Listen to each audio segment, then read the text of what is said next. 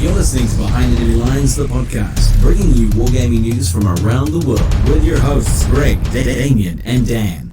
Good evening and welcome to episode 65 of the Behind Enemy Lines podcast. We are joined this evening by me, Greg.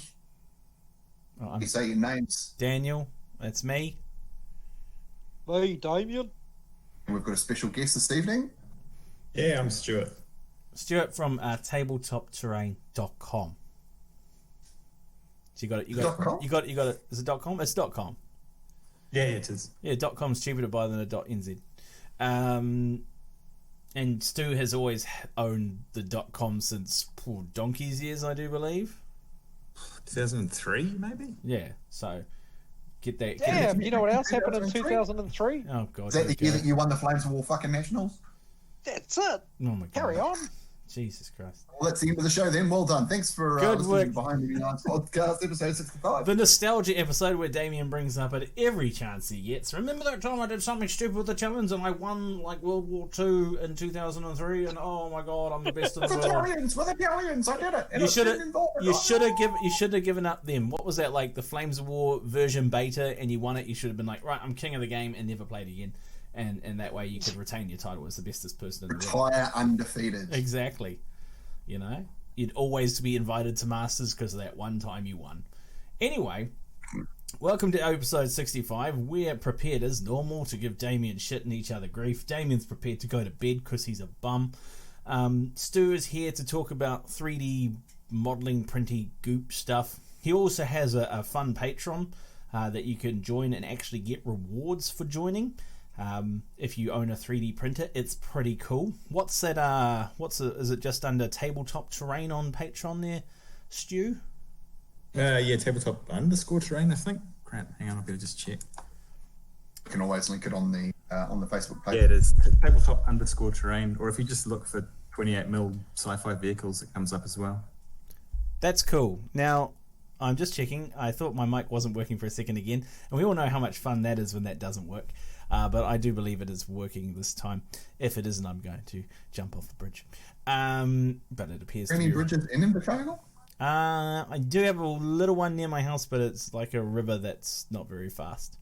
But A yeah, creek. no, it's actually a river. It's a proper river. Right. So no, it's recording me. That's good. I can see the bars move when I say the blah blah words. So sorry, Stu. That was under Tabletop Terrain on Patreon. Yeah, it's tabletop_terrain. Yeah. So just look that up. Now we also have a Patreon. You can give us money. The rewards aren't anywhere near as good as Stu's. They just let you know that we love you. And to give a special shout out to our two new patrons, Andrew McCall, thank you for patroning us, and the Beige Devil, thank you for patroning us as well. You're great people. Your brother? Shut up. We love you and think you do a great job, pseudonym or not. Remember, you can follow us, but if you want more out of it and you've got a 3D printer, I'd go and Patreon Stu. We also have other social media stuff. We have a Facebook page, don't we, Greg? Indeed, Facebook is up. We also have Instagram. We have YouTube. I'm trying to find someone to play a game in the noob layer so we can film and get YouTube back online. But everybody's You mean Damian said he was a sleepy boy because he has to go like pick beans or something the next day? magic beans. Magic beans. I've got to pick me magic beans there. Yeah, so we've got all those. Those are social medias.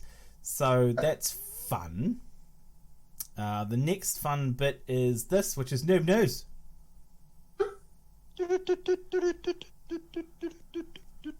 Off. That was like so tired. Like literally, like normally this is a low effort thing. Like this is the lowest of low efforts, and you took it to an all new low. You're almost like an old Nokia dying. My God! All right, so we'll start somewhere weird, shall we? Let's start over at Atomic Mass Games and talk about Star Wars. Who are Atomic Mass Games, Dan? Never even heard of them. They're the company that do Marvel Crisis Protocol. Which is probably why I haven't heard of them. Kind of like the Batman game, but it's Marvel, so it's got just better characters. Then Whoa, dumb old Batman. It's like, what's special about Batman? It's like, he's rich. DC for life, bitch. He's rich. He's not like Wolverine. He's like, what do you got? It's like, I've got metal bones, sweet claws, and I can smell you. You know, Marvel characters. What's up? Marvel Sorry, characters. Well, he can smell you miles away because he's Wolverine. He's got a heightened sense of smell. Yeah, smell my finger. He could probably smell it from like 2 blocks away, especially you. He's like, I can smell your finger from 2 blocks away. I know where it's been. He's like, yep, smells like poo and V. Yep, that's Damian. Yep, and strawberries. That's him. But no, it's on like straight up, just to get the fandom started. Marvel shits on the sad DC universe at every turn. You know, 100%. Marvel is better, 100%. It's like, look at me, I'm Batman. I'm so angry that I'm a detective, but I'm also a Batman with no real skills. Just has lots of money. I mean, it doesn't take much. I mean, Elon Musk could go and be Batman if he wanted to, if he wasn't such a dickhead. No, he's not. I couldn't. His parents are still alive. Oh, we have to find one who doesn't have any parents. Who's a billionaire who doesn't have any parents? Probably Jeff Bezos. What about that? Oh, he looks like a super villain though. Doesn't he? Yeah, that's the thing. A lot of these. What? He's like a version of Bob. Bob. If Bob had billions of dollars and stopped caring about people, yeah. Bob had billions of dollars. It'd just be like that. It'd be like the Hood. The Hood. Right there. But no, like that's the problem with billionaires these days. None of them are decide to be Batman. They all decide to be the supervillain. You know. And they could have so much money that they could be like, if Elon Musk, or as I know him personally, old Muskie, decides to like tomorrow say, I want to become a superhero, he could dedicate a secret laboratory workshop, and he'd be like, right, you people can't go on the Twitters and on the Instagrams and show pictures of my new super Muskie suit, and he could do Muskie stuff, you know, stop crime. The actual are you smoking down there? I'm just really bored and coming up with all sorts of plans. Don't worry, I'm gonna, once I get into the point of like why Marvel is better than DC, and I actually move on to what the subject matter is in about 5 or so seconds, I'm also going to shit on people who hate Star Wars. So anyway, Urbanmech Games have acquired the license for the development of Star Wars X-Wing, Star Wars Armada, Star Wars Legion. They've taken it off Fantasy Flight Games to Asmodee's What the fuck does that say? Asmodee's Miniature Focus Studio. Asmodee. Whatever. Yeah. Didn't they used to make video games? Yeah, I did. I think it's the same one.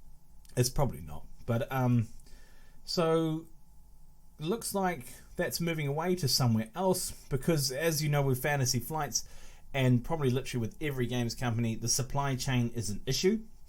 I don't know what these guys are doing about the supply chain.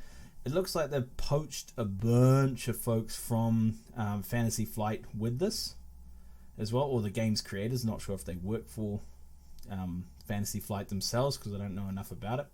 So Urbanmech Games is a bunch of old hands in the tabletop gaming industry. They obviously are very hobby focused themselves, and they like making games. And Asmodee USA is basically sales, marketing, distribution, big global crunchy munchy, lots of money kind of thing. And then I just scroll along a bit and I can see they're a board game distributor. So yeah, they do Catan and Ticket to GTR Ride, Pandemic, Just One Digs It, and Dead of Winter. So those games, so as you know with board games, they're everywhere. You can go to the shop, you can get a board game, no dramas. You try and get your favorite miniatures game, because the miniature companies are generally too focused on like, hey cool, look, we've made miniatures and games. We actually don't know fuck all about distribution and how to make stuff appear at X location on Y date. So this is good. Good. And if I look at Asmodee, operates in Europe, North America, South America, Asia, and is headquartered in France, or Gaillon-Court, France. So that's interesting to have. Now, the reason I was going to shit on Star Wars fans, you know how everyone hated Like I'm watching the what do you call that fella? He's a bounty hunter. Pew pew. Mandalorian. I'm watching the Mandalorian. A lot of people watching the Mandalorian, loving it because it's like a standalone story. It's a dude basically doing fetch quests for like the entire, every episode.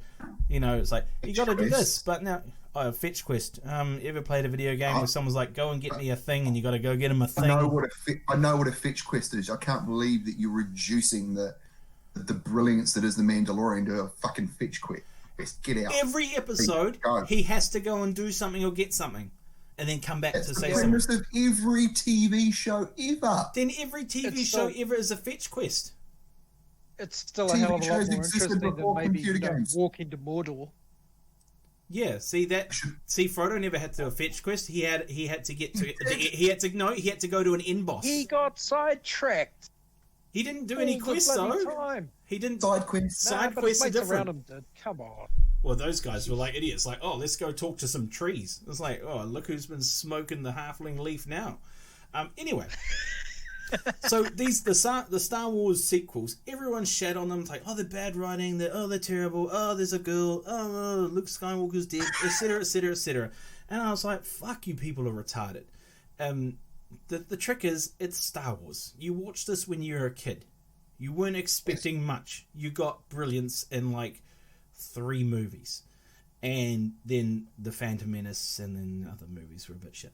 But The Phantom Menace was just crap because I hated that little kid. I just want to punch him in the face every time. It's like, whoa, look at me, I'm a pod racer. It's like, I'm going to fucking knock you out. It's Darth Vader. Yeah, well, he's a prick at the start. And the issue was that when the newer movies came out, everyone started shitting on them, getting so down. And of course, as usual, I blame the internet for everything because it allows stupid to propagate. And I hate stupid people because they fuck me off. Something chronic. I just want to like every stupid person, I just want to punch them in the face. It's like, can you stop being so fucking dumb? Anyway, I hate those people because they're dumb. That's why. It's like, lose yourself in the movie. Oh, Stu's just left. Stu's left. He must have been offended. It's like, I don't like the new Star Wars. You're talking too much about Star Wars. They can just go to hell. God. It's like, all right.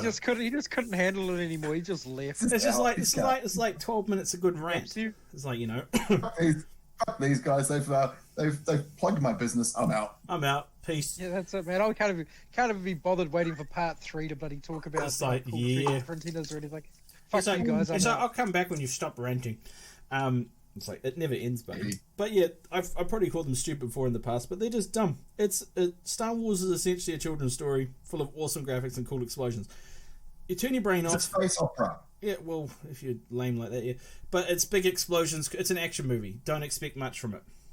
I mean, it has a story. It has a beginning, a middle, and an end, and it carries on. And there's cool graphics and stuff, and CGI and whatnot, and big explosions. It's basically like a Michael Bay film. You go to watch Transformers. You don't go there for like, I wonder how the story's going to work out. I wonder if it's well written.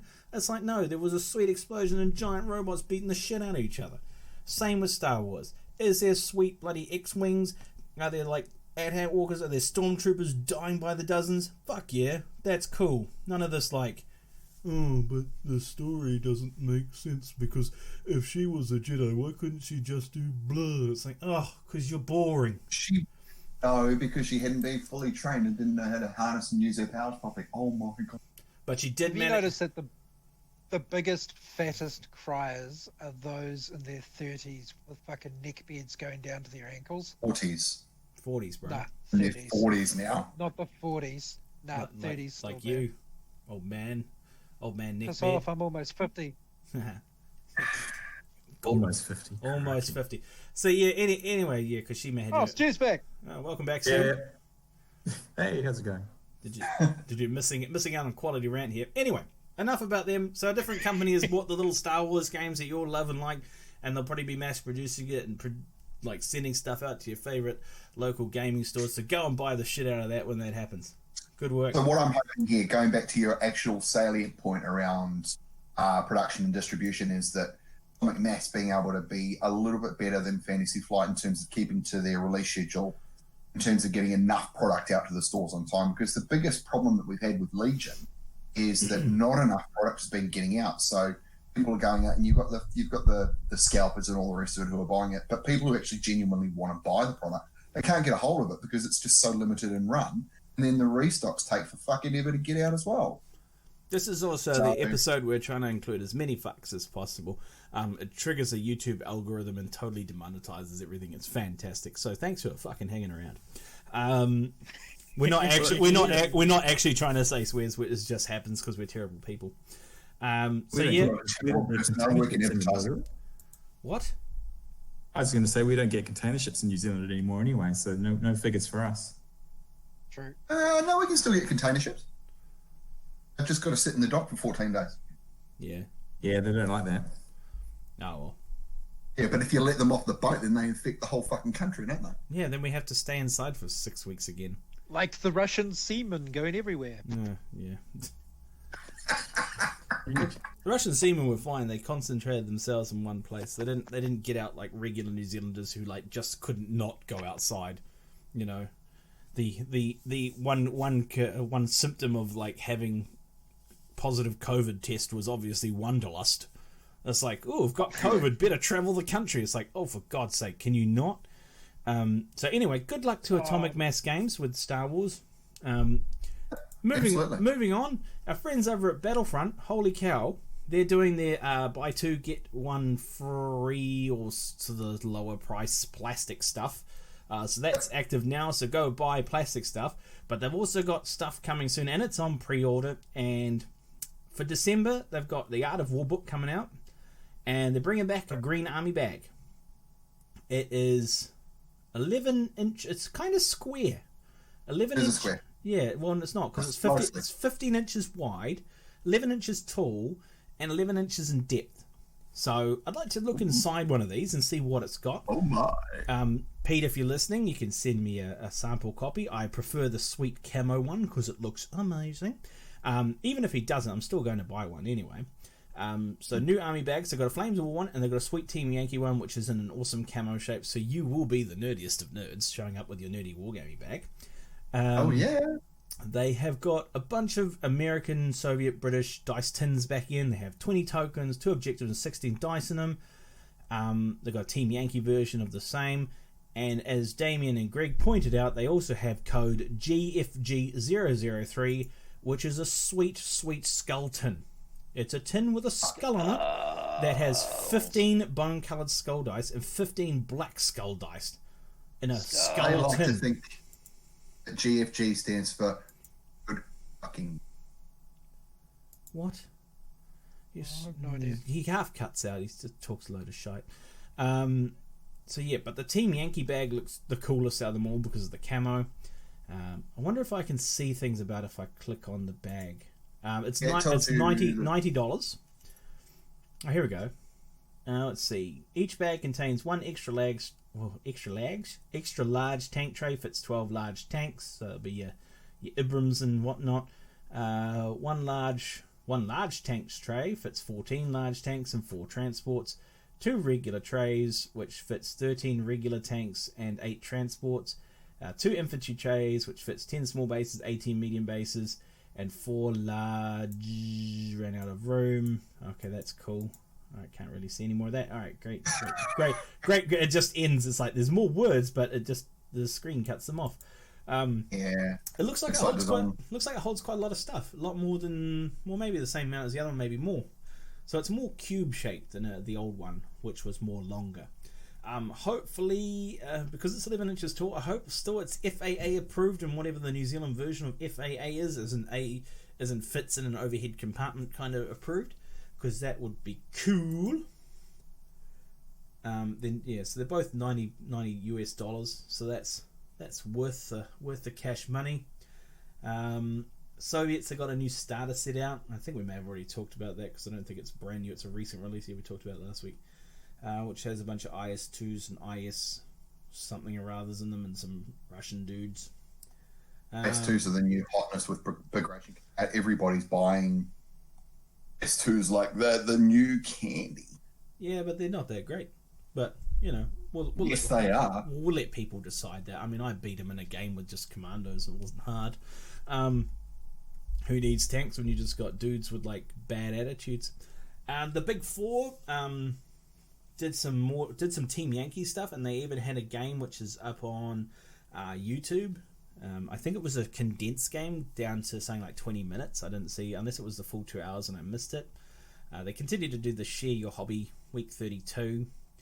And they got a new arm. Huh? Week 72 or 32? What are you talking about? Never mind. Yeah, shut up, Greg. But yeah, that's pretty much it. The Battlefront plastic sale. I've got to check to see. Oh, don't do that. The plastic sale has 104 items in it, which is not bad. If you're just starting out, I'm just going to cheat and try and find out where's the cool game? Where's the I'm confused. Which game? So I went to the 2020 plastic sale, right? Shouldn't there be a separate there was yesterday a separate section for that other game that eludes my brain, Team Yankee. Oh, here it is, plastic sale. Okay, it was just in a weird. Oh god, the drop down boxes were weird. So all the books are on sale. Yeah, like all the books are on sale. But yeah, a lot of plastic stuff on sale. So it's got a lot of the newer British stuff, even a whole starter force of the new British. Now's the time to stock up on your plastic stuff if you're literally plastic crack. I've already got my eye on some M109s because I don't have any, and some MLRS because I just like the look of that, and it reminds me of Command and Conquer. Like straight up, like yesterday, I don't know where I was doing. I got caught up, and I was just like, oh, you know what I'm going to do today? I'm going to watch this guy play Red Alert 2. He played against seven brutal bots, and he beat the shit out of them. And I was like, whoa. And I watched that for a whole hour, and he didn't even talk. He just played the game. It's just like, wow, I remember this. This is cool. But they do very much remind me of Command and Conquer type vehicles, and I know that was all based on kind of Desert Storm, but with, bad acting. And it was good fun. Oh, come on, everyone knows Kane was like that. Acting was just like, we don't know how to do acting. Let's just get some of the studio crew in to do that. Yikes. But a lot of the stuff in there is very Command and Conquer orientated, and very orientated towards Desert Storm, which is probably where I'll theme my next army, which will be tanks, because labs are okay, but man, they can't like penetrate anyone. Hang on, those labs took us to a third place at Panzerschreck 2019. Only because I had no idea what I was doing. That's true. I was like, I drive around the side. Do we win yet? No. I park my tanks here. Do we win? It's like, yes, you do. It's like, how did we win? I don't even know. Like I was so confused about all the times we won. It's like, how did we do that? I don't know what's going on. It was so good. I was so grumpy because I was so hungover. Everything hurt. I was so tired. So I haven't slept. I'm vomiting my guts out. I haven't eaten anything fun. Everything tastes like spew. I'm not happy. It's like I'm playing the game of Toy Soldiers. I travelled from the ends of the earth to come here.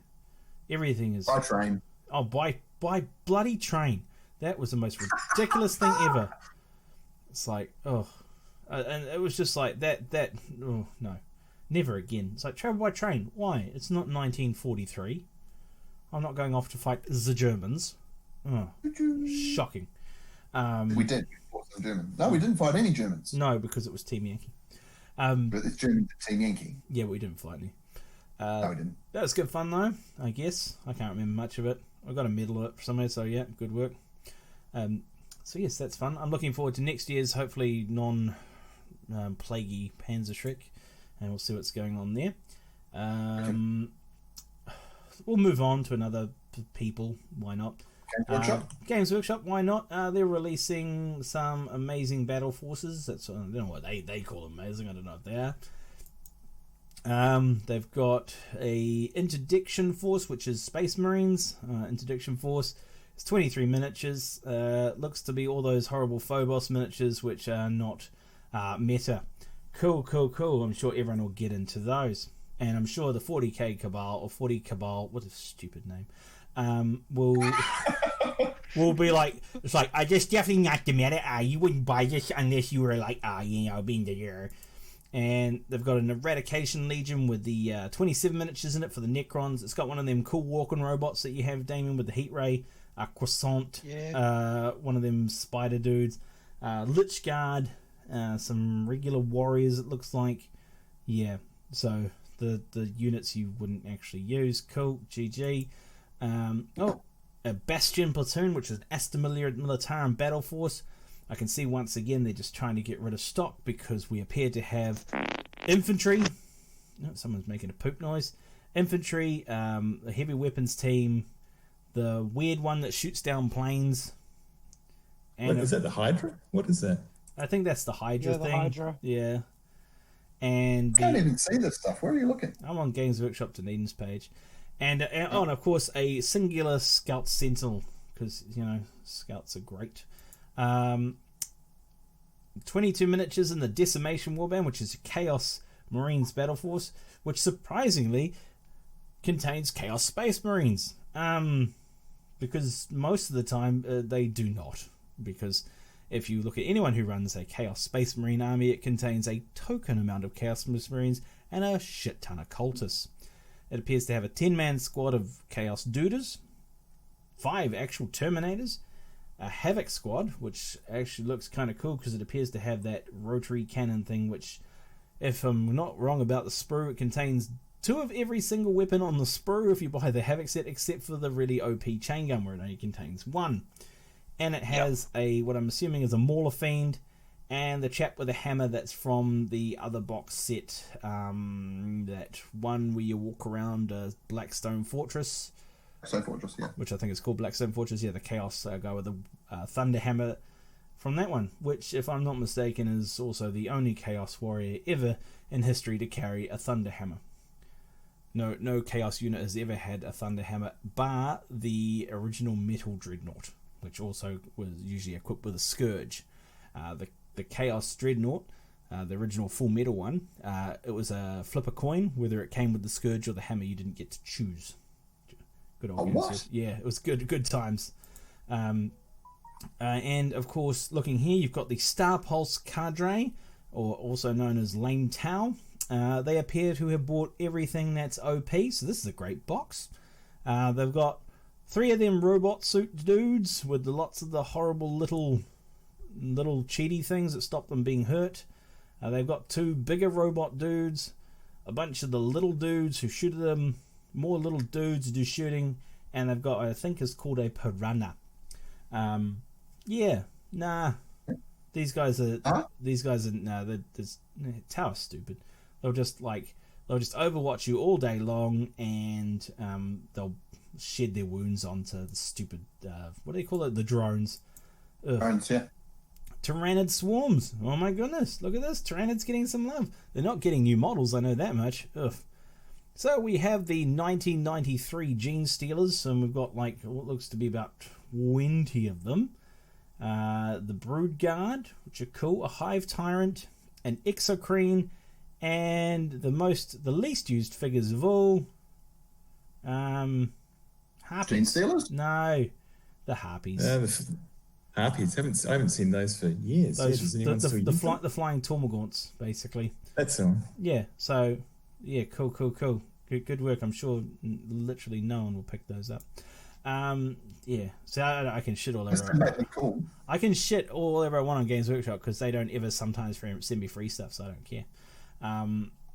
They also did a bunch I'll send you the last round of stuff. Nah, they're mean. They also have a bunch of Age of Sigmar stuff in the same kind of form, but I don't want to talk about that because I've lingered too long. But they got a new Blood Bowl coming out, Greg. You can talk about that because you love Blood Bowl. I do love Blood Bowl. So the second season has been released. So they're trying to do a bit of a simplification to the rules. The box set has 2 what are new teams. So there's a Black Orc team, and there is a human team, but they're it's just eluded me. You want to know what the name of the human team is? I know what the name of the human team is, but it's just eluded me. I can probably click on it and tell you what it is. Imperial Nobility team. That's what it is. So they're humans with fancy hats. Humans with fancy hats and feathers and stuff like that. So, and the game the rules are effectively the same, but there are just subtle changes that they've made, which means it's moved away from what was the living rule book that we had for many, many years, which was effectively the 3rd edition rules, and have just, they've just slightly changed it. The good thing about the new box set is that where before you got, you did get a full team, but it was lacking in positionals, they've actually given you the positionals this time. And as well as that, you get, for the human team, you get a plastic star player, Griff Overwald. You also get an ogre as well. And then on the orc side, you get the Varric Gulchur model and you get a troll. So it's a bit better in value than the original box set. Full hardback rules, all the rest of it, the ball, the pitch and all the rest, and all the bits and pieces that you need. Not sure what's going to happen with Global Blood Bowl tournaments. The NAF, I don't think, has released an update around whether or not they're going to adopt this new rule set or they're going to continue on with Living Rulebook. I would say they will just continue on with Living Rulebook. Appears to be $280 for the second season edition. So that's good value for a hardback book, and not the usual price for a big box set. But you can also buy the rule book itself's $100. You get 30 models in the box as well, which is pretty good. It doesn't look too bad, does it? It's kind of tempting, actually. It is absolutely. Like if you wanted to get into Blood Bowl and you'd never played Blood Bowl before, I would absolutely recommend getting this. Models, I've seen some close-ups of the models. They are absolutely gorgeous, as you expect from GW these days. The Ogre model and the Troll model are the original Forge World ones that we already had, but now they're in plastic. The new referee models look super cool. There's a dwarf and there's an elf. They look super cool. Absolutely super cool. Definitely worth buying. I'm not going to buy it. I've already had it. So definitely worth buying, but in all honesty, I ain't going to buy it. I'm not going to buy it. I'm not going to buy it. I'm going to buy it. I'm going to buy it. It's totally good value. I don't need to. I'm just going to buy a PlayStation 5 instead. Okay, cool. Thanks for I don't need to buy. I've got all of the rules and stuff, and I can see from where I'm sitting 6 Blood Bowl teams already. So I'm good for Blood Bowl teams at the moment. You have an addiction. Do not. You do. I can stop any time. Mm-hmm. I sold my Skaven team. Sold them. I regret it. Ah, well, such is life. Moving on, we finished the Games Workshop because they haven't done anything new and exciting for a while, except probably put out a new Space Marine Lieutenant. Warlord Games are having a Black Friday sale to the end of November, so it's a weird Black Friday sale that goes on past Fridays. They seem to have a whole pile of stuff. I'm just going to look at what they got. There's lots of stuff, random things. It's a random mix of stuff. From your Landshiks with Zwildanders to your I'm sorry, say that again? Dr. Holmes and your what? No, I said the Landschnicks with Zwilhanders. They got the wobbly swords, don't they? Sorry, say that again? The wobbly swords. The Landshiks with the Zwilhanders, Zwilhanders. It's like, I don't speak Swiss or Swedish or whatever language that is. Bunch of gobbledygook. Landschnick with Zweihunters. Okay, calm down there, weirdo. Bunch of stuff. Like there's lots of random stuff. So Zweihanders means two-handed sword. Me, you get me. I speak foreign. They got lots of stuff. They got an inflatable World War II 17-pounder shell. I have no idea why you'd want an inflatable World War II 17-pounder shell. Didn't realise I did need one. It's probably some weird. With it. What? It's £5. It's worth it. Yeah, bro. £5. Just get it and pop it in the pool. You can put it. You can get a 75mm AP shell. It's like, I'm glad you guys didn't go straight to gross sex stuff with it, by the way. So thank you for being mature. Yep. Totally put this in an OnlyFans video. Yeah, along with your weird feet video, eh? Yeah, there's loads of stuff in here. Lots of those little boat games that people seem to like from time to time. Nothing I want because I'm confused. I don't know. You don't know. I just don't know. I just work here, man. I just work here. I yawn. Oh my god. Oh, worst podcaster ever. So professional. It's much amaze. What else do? Mantic. Mantic has still pushing their Armada. They haven't. The goblins out for Kings of War. I did see goblins. It did just flash over to that. But they'll be the hard plastic ones. No, get back to the page. I want to see about goblins. Order here. I want to see if they're different because they're starting to tinker with all their armies again to make them better. But they didn't. Okay. So literally, the Goblin Mega Army appears to be 80 of the new goblins, but everything else is the same kind of old sculpts. The Goblin Fleabags and the Ogre things that they... What are they? No, they're Ogres, but the Giant's a new Giant. I liked how they released the Giant and it was bigger than the Games Workshop Giant, and Games Workshop were all like, no, not having any of that, and released an even bigger Giant, but then try to charge people $300 for a lump of plastic. So, you know, Games Workshop. $300, it's worth it, surely. Not really. I wouldn't have thought so. Haven't seen anyone using a game yet, but it'd be great to watch it get destroyed in one turn and be like, well, that was that. Totes worth it. Totes worth it. I'm all out of news. To be honest, it was very not well checked because I never check anything because I'm that kind of cool guy.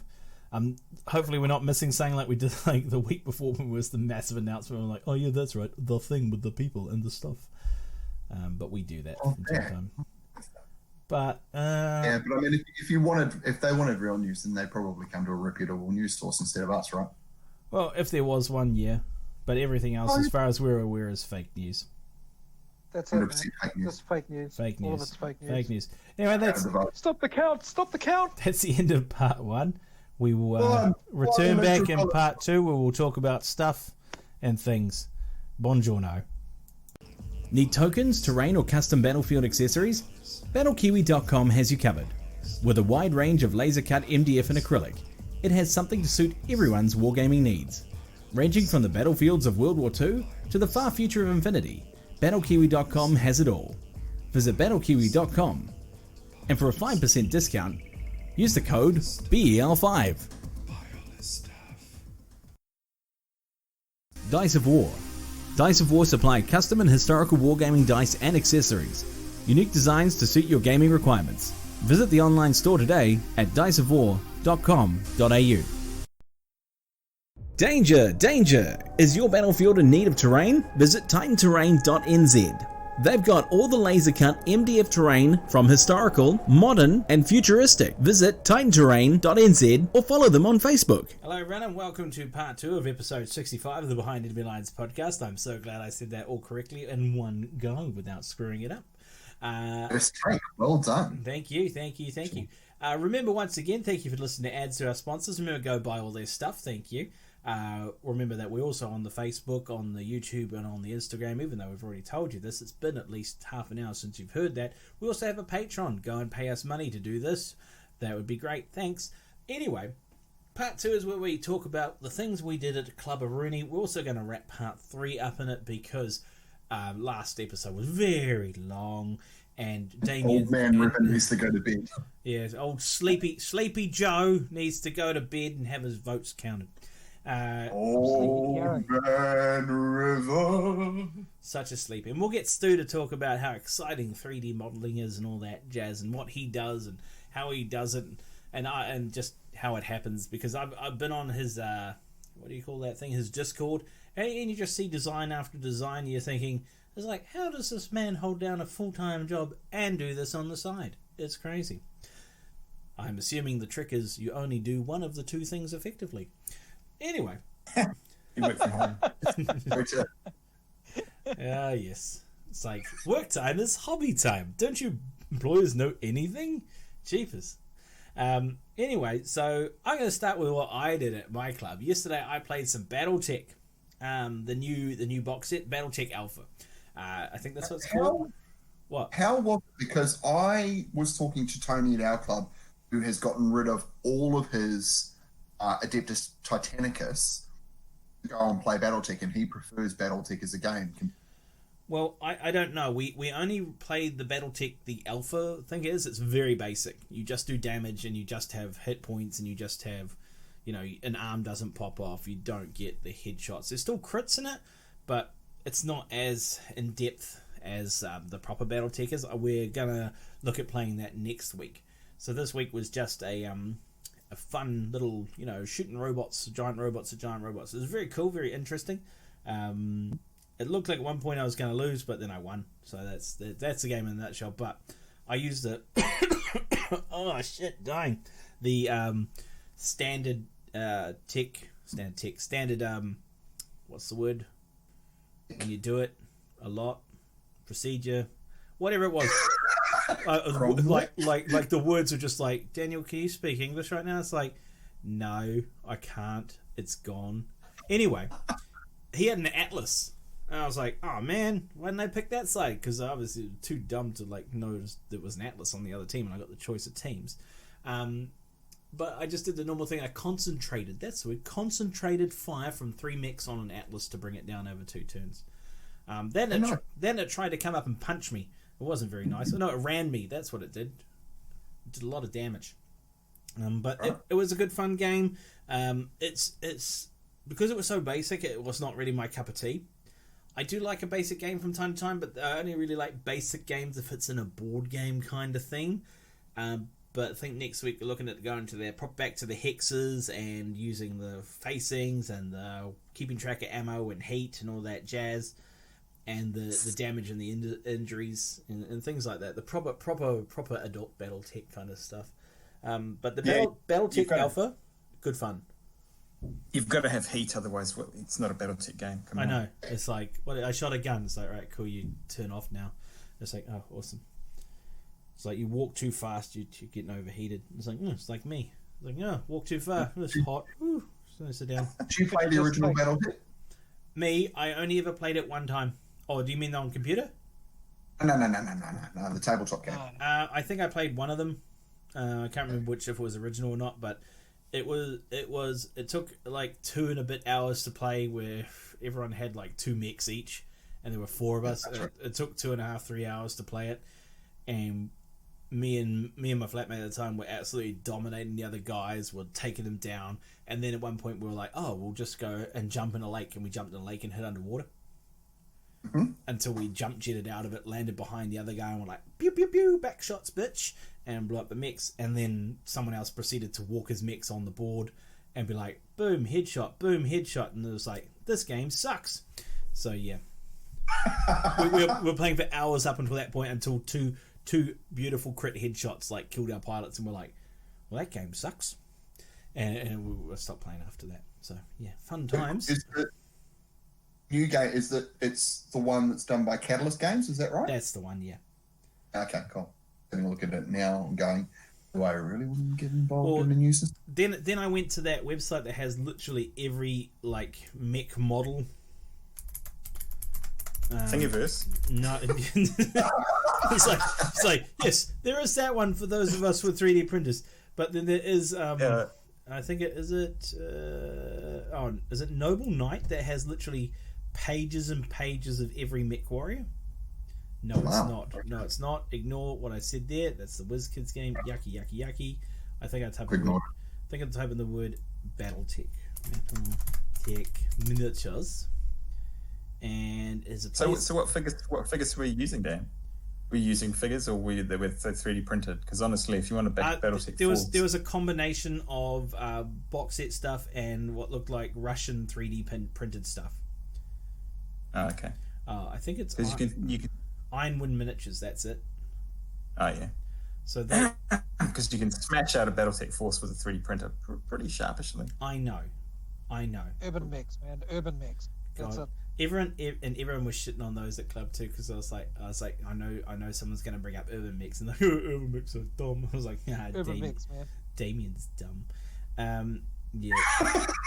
No way, man. They're hilarious. But no, just go hide behind shit and wander around.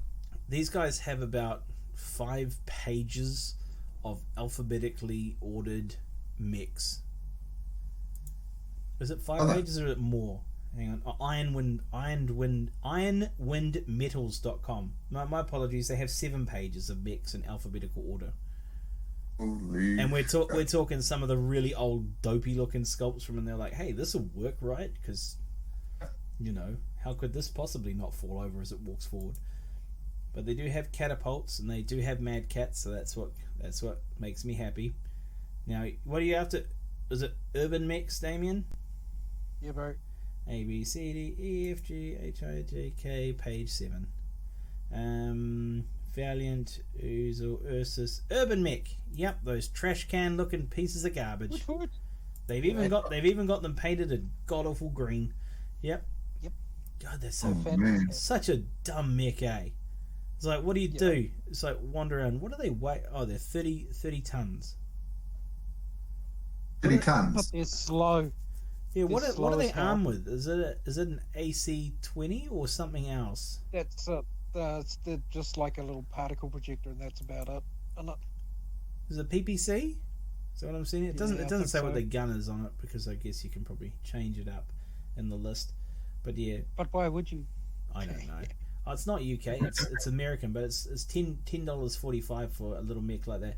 I imagine, Stu, you could probably make it for like 10 cents worth of goo. Wouldn't cost much. No. So and you've got a liquid resin printer anyway, so you could probably just be like, I'm going to make 30. You could probably make a whole bunch, because Mech Warriors are what, 1/285th scale ish. Yeah, they're pretty small. So you could probably print on that. And you've got a what's the printer you got? The magical goo one. So I've got the Creality Ender 3, which is the FDM printer, which is your filament jobby, and Creality do resin one as well.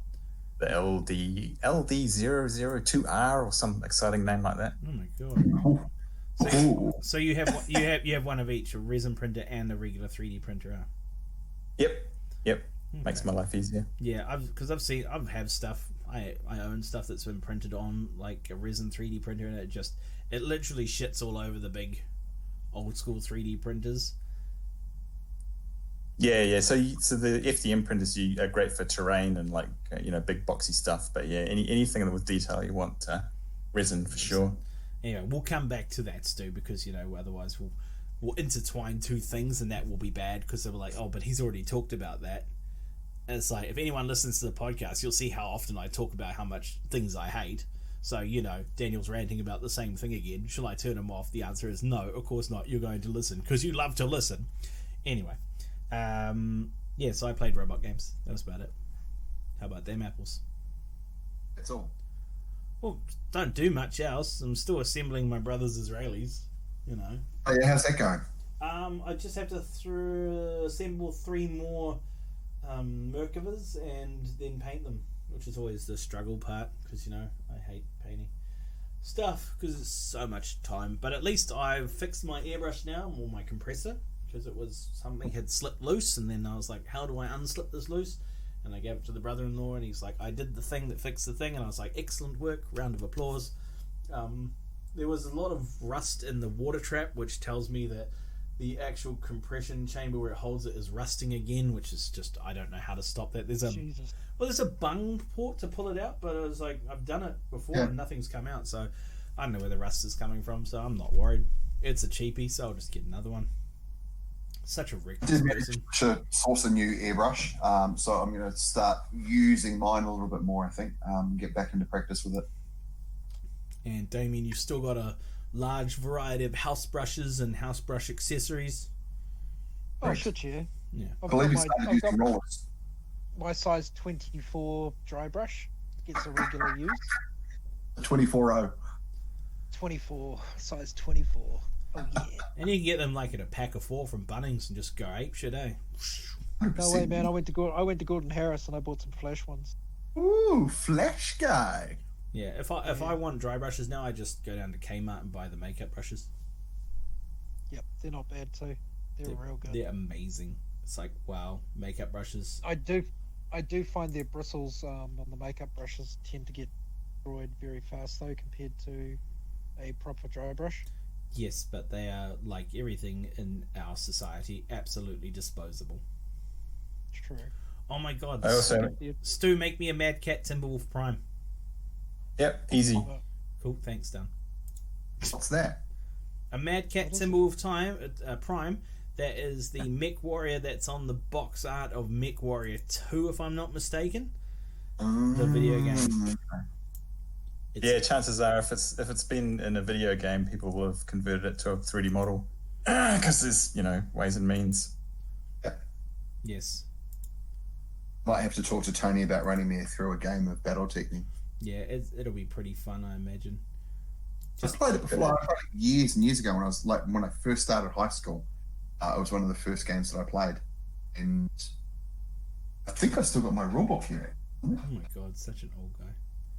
I know. God, like anything else though, playing those games, and I'd always take the Urbanmechs, and we'd have big multiplayers, and they'd always just ignore me for the first 4 turns because I couldn't do anything. So you just go wandering up, and when everyone else is like, heat sinks fucking popping left, right, and centre, this guy's missing an arm, and then you just gang up on him with about 4 Urbanmechs and just go. It's like your strategy for everything. Just pick on other people. Yeah. Good times. Fucking bully. What do you guys do? I was going to say, right. So I was going to say, Greg, if you wanted to play a game of BattleTech, I'll join you at club. I've got a printed army that I haven't painted, so and the Catalyst rules aren't bad. Ugh, paint it. Just paint it. Jesus. Airbrush it, man. I'll airbrush it. Luddite. Boom. Problem solved. I'll be watching. Yeah, man. We'll organise something with Annie, and we'll figure it out from there. Because Caulfield plays it too, I think. Oh, does he? Yeah. Oh, we'll get 4 of us going there. Yeah, awesome. Whoops. What the fuck was that? That was my phone just doing stuff. Just ignore that. It's just rubbish. Anyways, that's all we did at club. There were some board games, but no Monopoly being played this week. Jeepers creepers, that was the most intense game I ever saw. Oh, they were playing. What happened with that? Huh? What happened with that? Oh no, we left before it got like too intense. But they were playing Star Trek Ascendancy. Yeah, Greg. Oh, my game. Yeah, I was like, look it up. It's like I keep checking the rules. It's like, was my name in there? And it's like, no, because I never play tested it. Oh, you did? No, I knew I didn't, but I was like, maybe they put my name in anyway. It's like, nope. And then I was like, oh, cool, maybe we'll get the aliens because my name was in it. It's like, not shipping to New Zealand, so get losers. It's like, yeah, cool. I'm gonna figure out how we get a copy of that because there must be some way that we get a copy of that. Yeah, maybe. But I've already seen a copy of it in New Zealand. Rude. How did it get here? I don't know. Somebody from Gale Force 9 shipped it to Battlefront. Illegal. I don't know. Everything's illegal these days. Yeah, so that was happening. Magic players are doing Magic player stuff. Board games are playing that and some other board games. But then the guys in the corner, they have a fantasy game that's not Kings of War, but I think it's by the Games Workshop people. Warlord Games make it, I think. Beasts of Erebon? Maybe. Lords of Erebon? That's the priestly one. It's a fantasy game.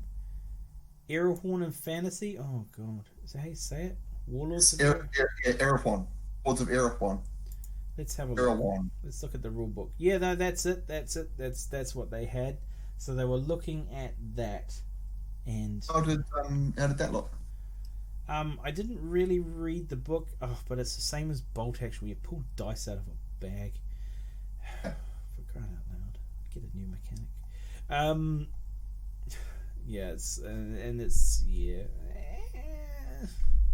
I'll have to watch it before I go but I'm not gonna go buy new armies for it because I've already got a Kings of War army that's on the basis. Is it rank and file though?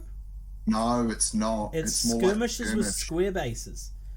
So I don't know if it's square bases. Yeah, I'm looking at them. They got square bases. All their miniatures do. Okay. But they're not on movement trades, which is okay. Okay, but then these ones are all a barbarian 1,000-point army. They're all ranked up. I'm confused. These ones are ranked up because they're rank and file. The barbarian crazies, they got pants on. Well, that's a good start. Is it though? Well, it looks like they've picked and choose. It's called a barbarian 1,000 point, but it looks like they've actually got picks in it. Picks, the little. Yeah, I know. And they got dogs. Yeah, it looks like they just picked from their fantasy range and be like, these are barbarians. Oh, never mind. Here's a figure with his dick out. Yep, cool. All right, awesome. Hey! So there's some game. full frontal nudity. Wouldn't be It'll be a Warlord game without someone's dick poking out of their pants. Yeah, interesting. So yeah, I'll see how that game goes, and then I'll like. I'm sorry, that's not a dick. That's an inflatable 17-pounder. I'm gonna. It doesn't look, looking at the size of it, doesn't look at all 17 pounds.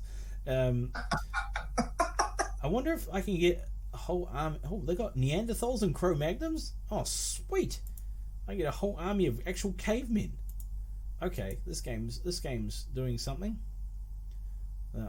Well, you guys talk about your club stuff. What you do at club? I'm gonna go see if I can get an all dicks out army. Club was pretty good. You get monkeys. You get simians. I mean, it's amazing. I'm going to constantly interrupt, especially if I find an all dick army. I'm just going to lose my shit. We did the final installment of Bludgefest for the year, so a whole heap of people got out and brought their stuff they want to sell out of the closet and put it on the table, and then promptly took it all back home, which is pretty good. I did manage to sell off some. I made like $10. It was great. Good, and I did not buy anything new, but somehow managed to go home with new stuff. That's interesting. Did you guys not do much selling and did more? No, just put the stuff out there. I mean, there was quite a lot. Like, there's heaps of people there. I didn't see too many transactions taking place. But that's all good. And then inside there was quite a bit of gaming. What do we have? It was a 90s throwback weekend. 90s throwback. I played Mordheim. Well, I mean, come on, let's face it. Every it doesn't matter. It's just always 90s throwback with GW's pricing. But carry on. That's a good point. So I played Mordheim. Monkey played Battlefleet Gothic.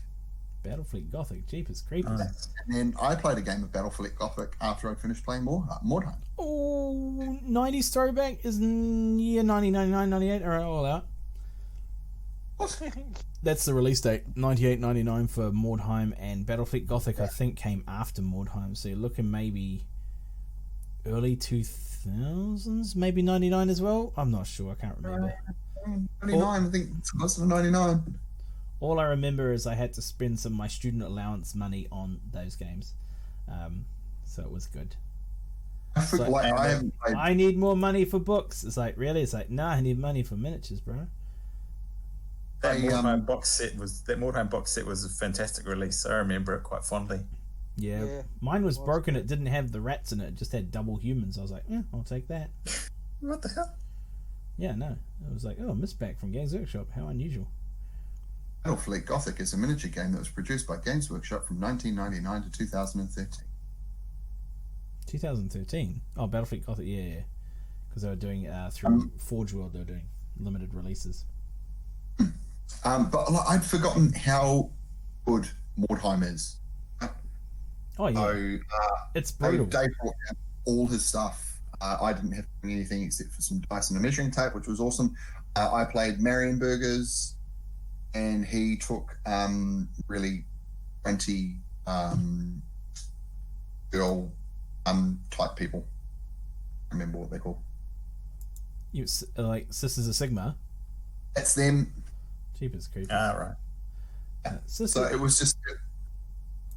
Sisters. It was a super cool game. And no, it was really cool. Like, so there's some.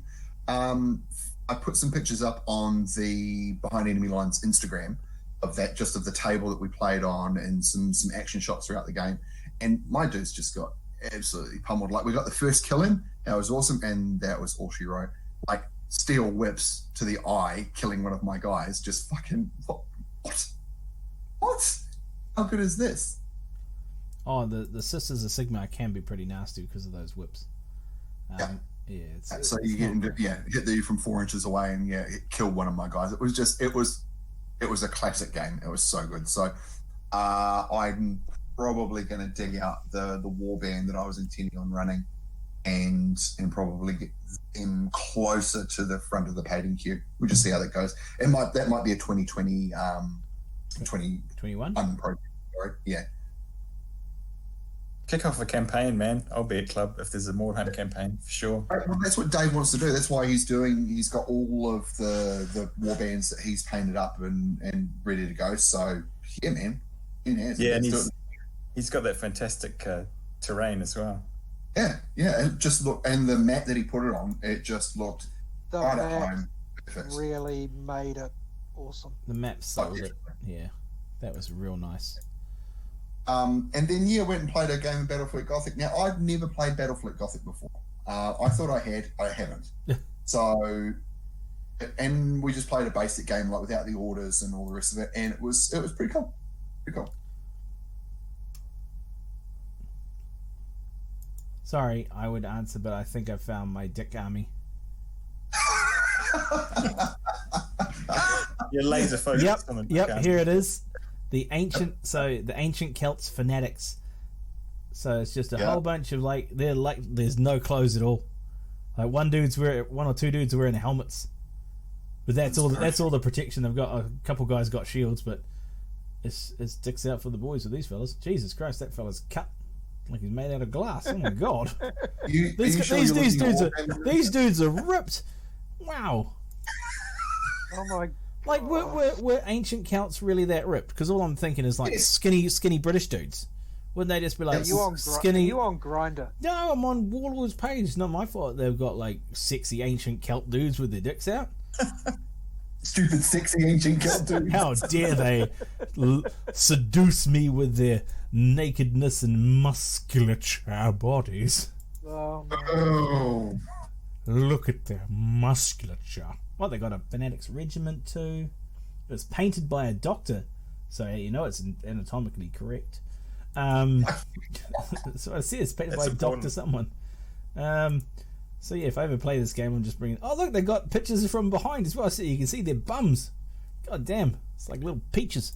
Anyway, enough homoeroticism for me. So that looks interesting. So I'll just bookmark these pages for later. So cool. Oh, they've even got a nudie Rudy Druid. Oh, awesome. This is amazing. Okay, is that guy naked as well? I'll be back in 5 minutes. That guy's got blonde pubes. Well, that's not the model, mate. That's the painting. Carpet matches the drapes. It's amazing.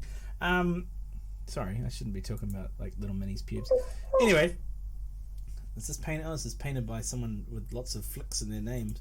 Good on him. Anyway, so yep, I found that if ever I need to play something offensive, just get the boys and get their dicks out. What's your armor save? It's like skin. We use the power of shame against you. Look at our shameful bodies, and they're like, "Oh, look away, we can't." So -1 to hit.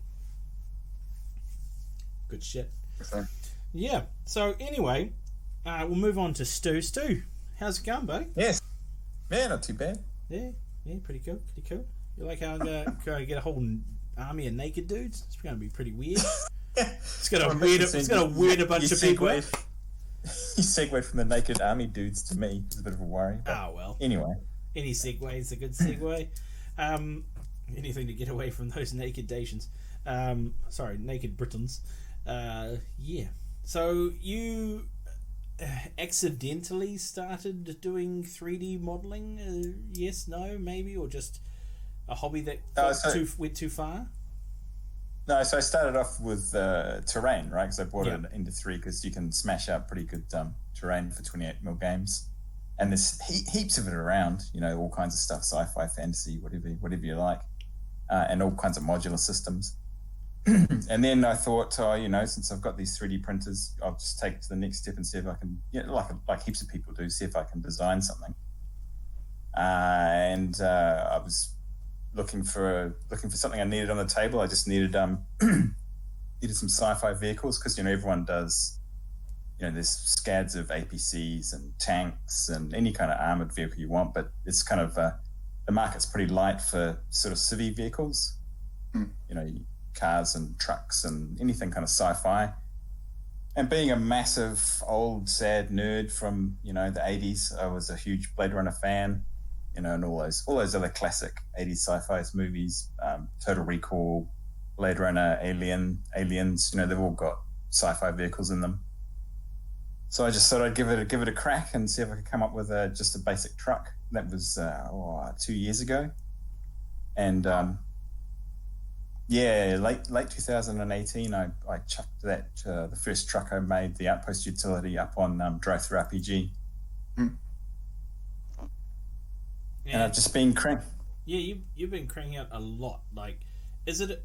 It's almost weekly that I see you up with a new design. Is that is that just like a lot to do? Like, because it looks like it's like this week I've done this week I've done that. And it's like, oh, that's a lot of stuff. You're up to what, light armored labs now? Yeah. So the last thing I cranked out, because I started with trucks, and then of course I eventually had to go to armored stuff. So I built a track chassis, and then I built an 8-wheeler, which turned into a lav, because what else do you do with an 8-wheel chassis? It has to be a lav.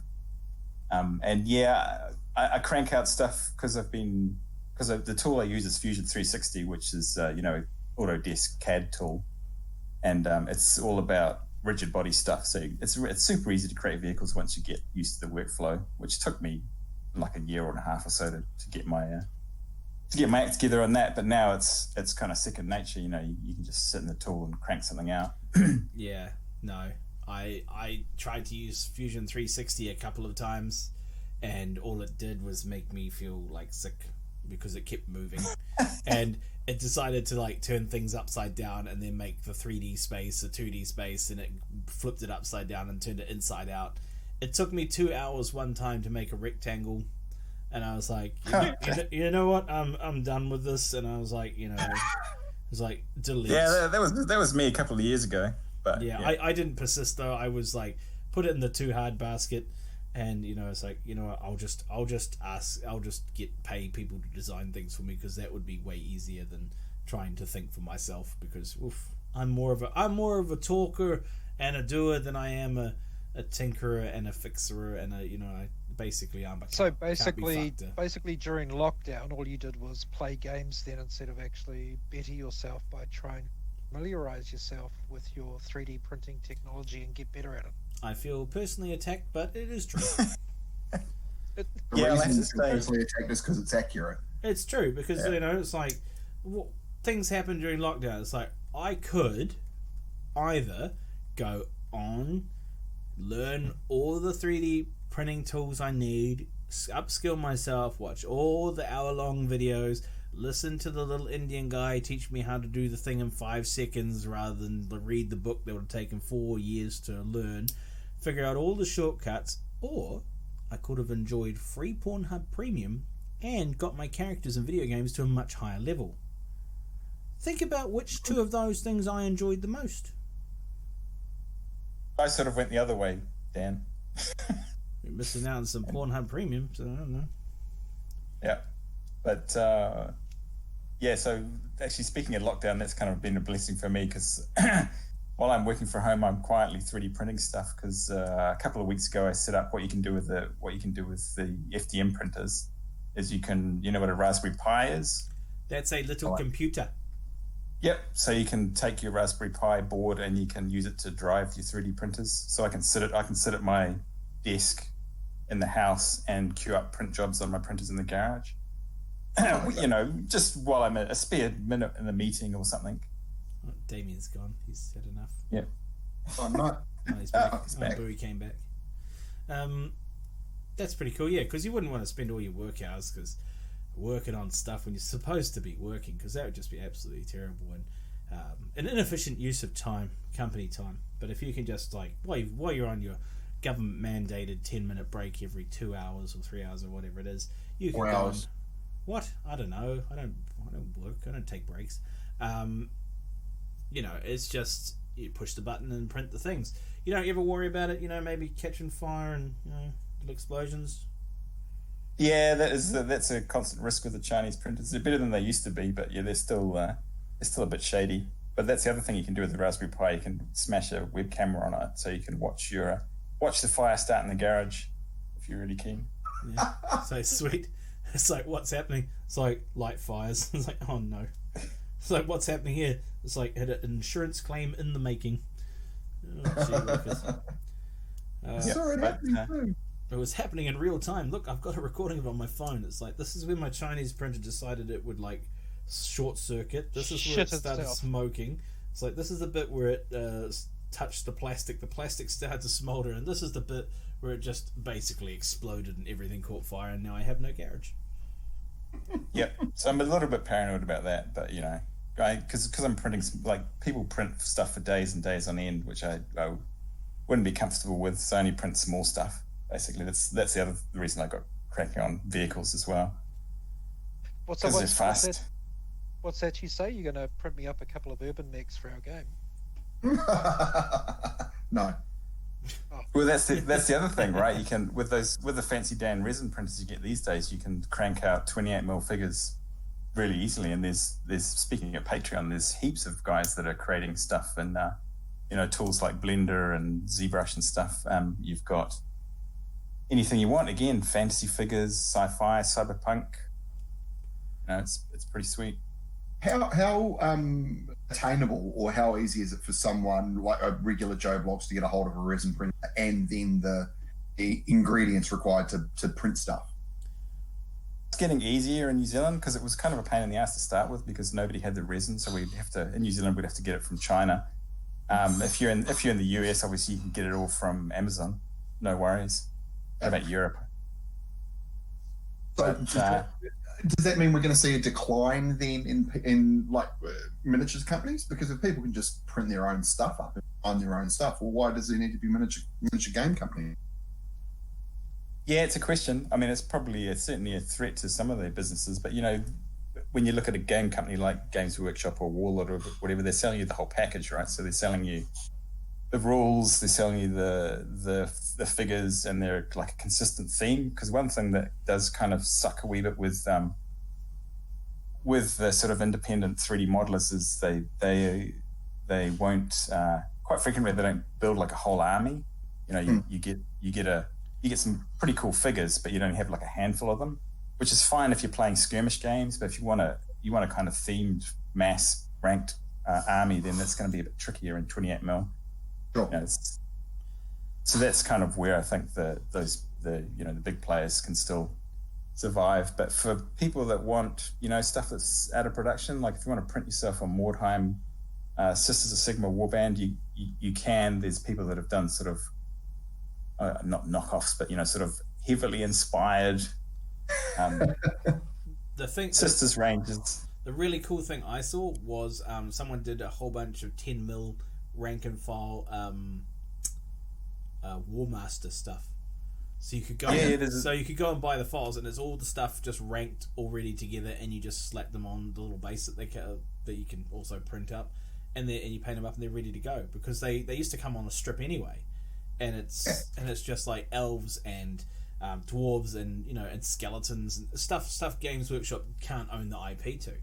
And it's just like, here it is, your favourite game is back. So you no longer need to wait for Games Workshop to do it. And because the printing bed on a resin printer does it with light and does it build upside down? Yeah, it does. So it's basically like a cell phone screen. Yeah. It's a big LCD, right? Yeah, and you're shining UV light through it, and that sets the bottom layer of the resin, and it cranks up, pulls it out of the vat. Like if you've seen Westworld, beginning of Westworld, where the dude comes out of the white guck. That's basically what it's doing.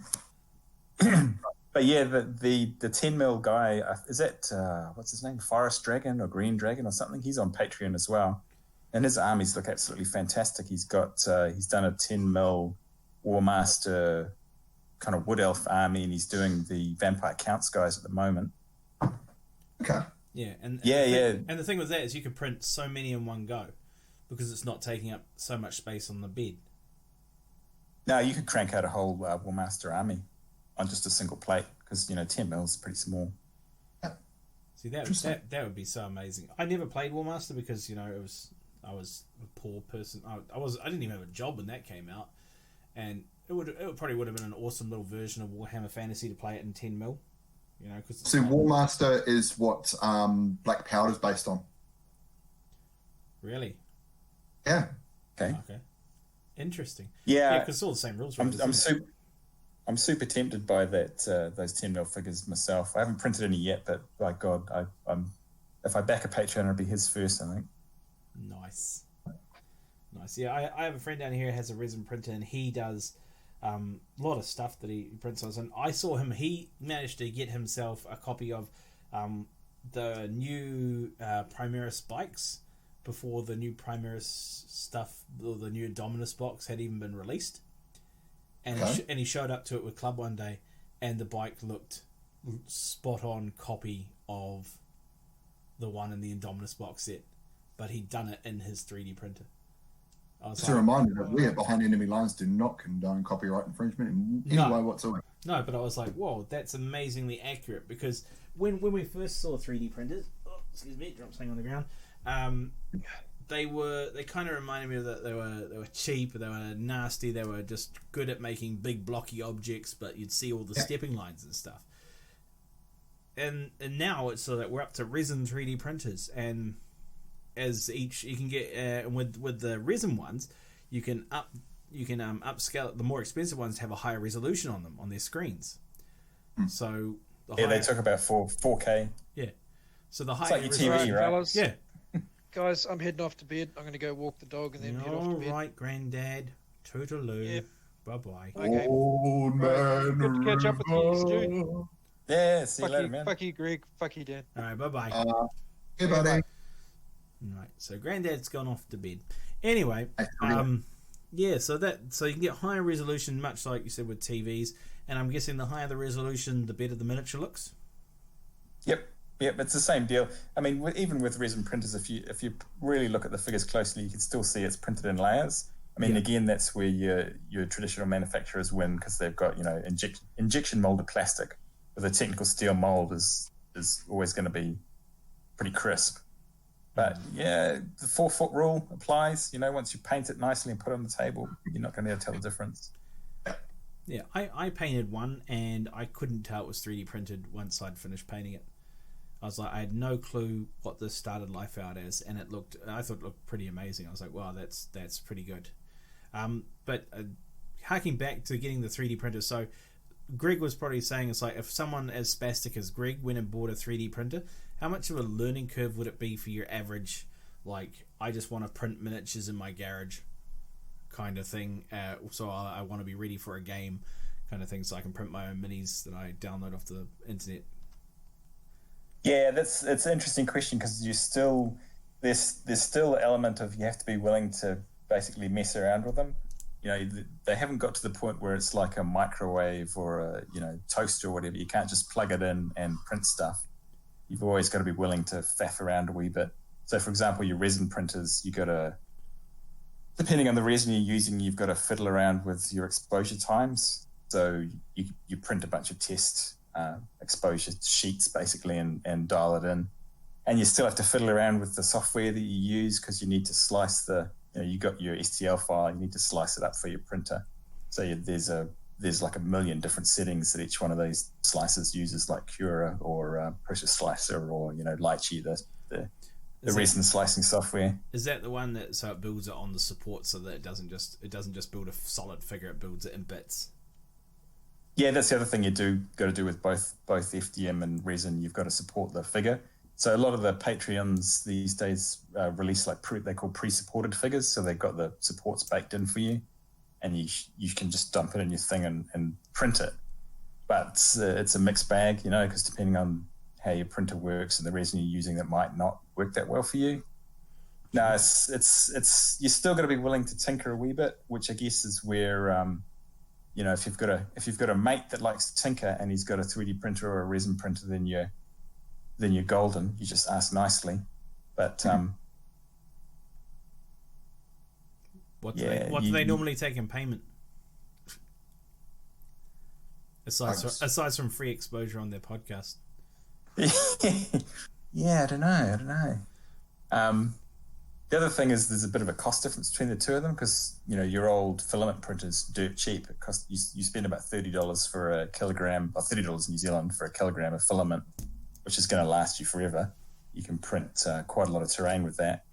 Whereas your resin printers, you're paying sort of about 80, 90 New Zealand dollars for about a kilogram of resin, and you can crank through that pretty quickly. Like a 28mm figure's about sort of 15 grams of resin, maybe. Oh, wow. Okay. Wow. Yeah, so there's still definitely a cost involved. I guess the difference is flexibility, right? Because you can download an STL and just crank it in your garage or your house pretty easily. I mean that's why I got into 3D design, because you can create something and then print it. If you've got the STLs, you can chuck them up on Thingiverse if you don't care, or if you can spend a bit more time and make it a kit or a package and put it on drive-through or Colts 3D. There's heaps of like vendor portal reseller sites. Okay. So that's pretty interesting. So it would still take a bit of learning for the average Joe to learn it, basically. And pretty much. And you'd have to commit yourself to learning it, which is like me. I hate learning things because I'm a terrible human being. Even though 90% of my job is learning new things and how to fix the new things, but I don't like to do that at home because learning new things is hard. Even though I play different war games where I need to learn the rules. Once again, I am a living contradiction of myself, which is weird and strange. But it sounds fun. It sounds interesting. But since you already own one, Stu, I'm not going to go and buy one. I'll just ask you nicely, because that seems like an easier way to do things rather than actually having to think for myself. Because who wants to do that? So, message to our audience is: find your local 3D printer friend, ask them nicely. If not, go and pay someone, or better yet, go buy yourself a resin 3D printer and just go bananas, jump in feet first. And there's probably a gazillion guides on YouTube and whatnot, I hope. Oh yeah, tons of support. Yeah, so literally anything can be Googled, so no dramas there. No dramas at all. Do you think you could 3D print a 28mm Chateau Hougoumont from oh my god, Battle of Waterloo? Just because I won't laser cut it for you, because You won't laser cut one for me. because I try getting my brother-in-law to design it, and he was like, "What's a Hougoumont?" And it's like, right, this is not going to end well. It's like fucking Philistine. Oh my god, trust me. Some of the people I hang out with was like, we were playing the video game Hell Let Loose, right? And we were playing as Americans, and a tiger tank shooting us. Everyone who listens to the podcast knows tiger tank, bad guy, USA, good guy. Not my friend. It's like, oh, is that our tank? It's like, what do you mean? It's like, first of all, it's square, it's squat, it's a tiger. Oh, also, it's shooting at us. So, no, it's not ours. And there's like, I think our team's shooting at us. It's like, no, the traces are green. Those are Germans. Our traces are yellow-red. It's like, oh my goodness. And it's like, what tank is this? Like, how come this tank is inside? Is this a World War I game? It's like, bro, what? There's tanks and shit and bazookas. This ain't World War. Oh, it's just, oof. I asked him. It's like, what did you do during high school? It's like, did you not go do history? Did you not do cool shit like play history games and what? And he's like, no. He was cool. I was like, oh, okay, fair enough. He's busy off having sex with girls and being weird like that. Oh, what a loser. Dare he? I know. Oh, gee.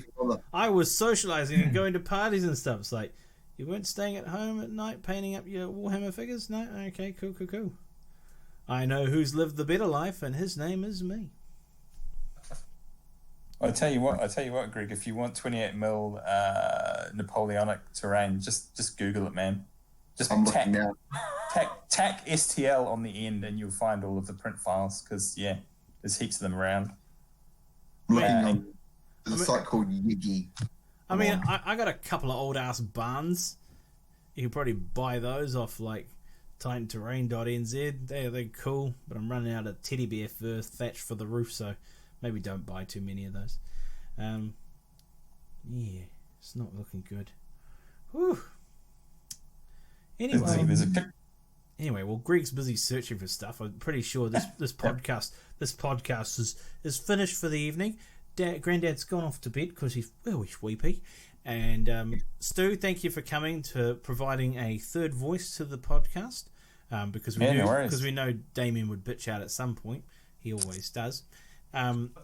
Once again, Greg, thanks for showing up. It's great to have you here. Hopefully you can finagle a game of Team Yankee at your house tomorrow. If you ask the gang, I'm sure they're not doing anything on a Friday night in Auckland at all.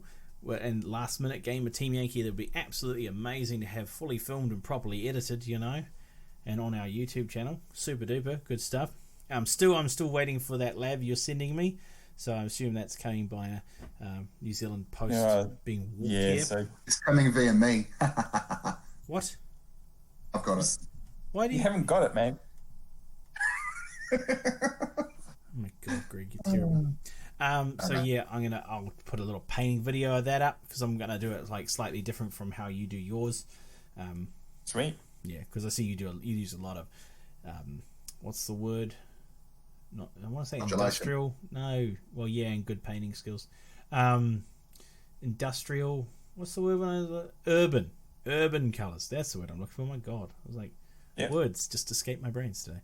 Urban colors, but I'm gonna do something different. Show the cool kids. Maybe put a bit of weathering on it. You know. Anyway, that's something to look forward to. MERDC camo on it. No, thank you. Anyway, thanks for listening. Have a wonderful evening and morning, or whatever time you're listening to this podcast. Subscribe to Tabletop. Let's start again. If you have a 3D printer and you want to print 3D trucks and whatnot, tabletopterrain.com. He has a Patreon on there. It's on the Facebook as well. Even though I know you hate Facebook Studio, he has a Discord as well, which I'm assuming the link is on the Facebook page. But if you still don't like Facebook, I don't know. Also, we've got a Patreon page. It doesn't have any cool rewards at all. Just join it. Behind Enemy Lines. Patreon. Yep, cool. Anyway, thanks everyone. Yep, thanks to sponsors. And as always, if you want to send us free stuff, let us know either by the Facebook page or what's the email account, Greg? It's like... I don't know. I don't check it. Hold up. It is... Oh, it's podcast.bel@gmail.com. Well, that's stupid. That's the bad boy. That is like the worst. What, someone took our thing? BL podcast is gone. No, dumb. Anyway, so that's our email address there. podcast.bel@gmail.com. So send us free stuff, or if you want to engage with us and talk about things, or get us to look at your stuff, whatevs. Send it through. Also on the Facebook page, the Instagram, and of course the YouTube, where we promise, cross our fingers, pinky swear, not sure if that's how that works, that we will make more videos for you, the viewer. Anyway, good evening, good night, and good day to you, sirs, ma'ams, and other squishy humans.